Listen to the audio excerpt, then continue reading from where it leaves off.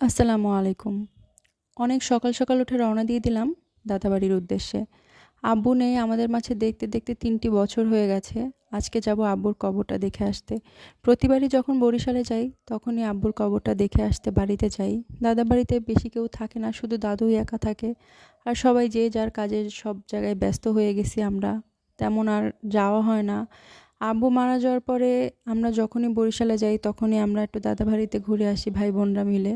আর এইদিকে আজকে এত বেশি কুয়াশা ছিল আর এত ঠান্ডা ছিল, বাচ্চাদের নিয়ে তো পুরা নাজেহাল অবস্থা।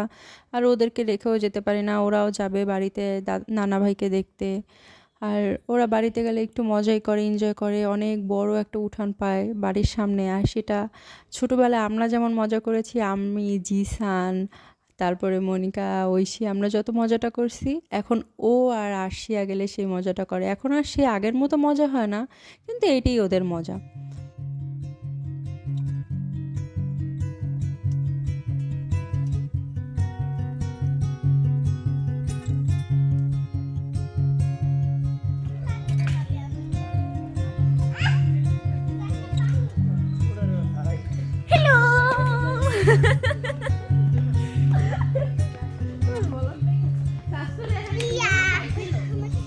খাই নাই এখানে ধান চাল দিয়েছে।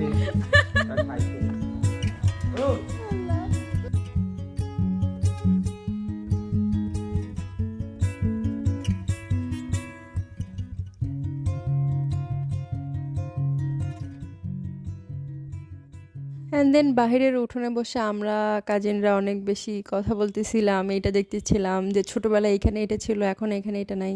আর এত বড় একটা ঘরে দাদু একাই থাকে। আর যে দেখি যে দাদু আমাদের জন্য সেই সকালবেলা উঠে মাটির চুলায় সেই দর্গি মাছ রান্না করছে, শীতের সবজি রান্না করছে, গরম ডাল আর মোটা চালের ভাত। এটা দাদা বাড়িতে গেলেই সবসময় খাওয়া হয়। আর মোটা চালের ভাতটা তো আমরা মানে অ্যাভেলেবেল সবসময় খাই না, এখানে দাদাবাড়ি গেলেই খাওয়া হয়। খানিক সময়ের জন্য অনেক বেশি ভালো লাগে এই খাবারটা খেতে। সো খেয়ে দিয়ে আমরা আহ, ওদেরকেও খাওয়াবো, বাচ্চা দুটাকেও সকালবেলা না খাওয়াই নিয়ে গেছি।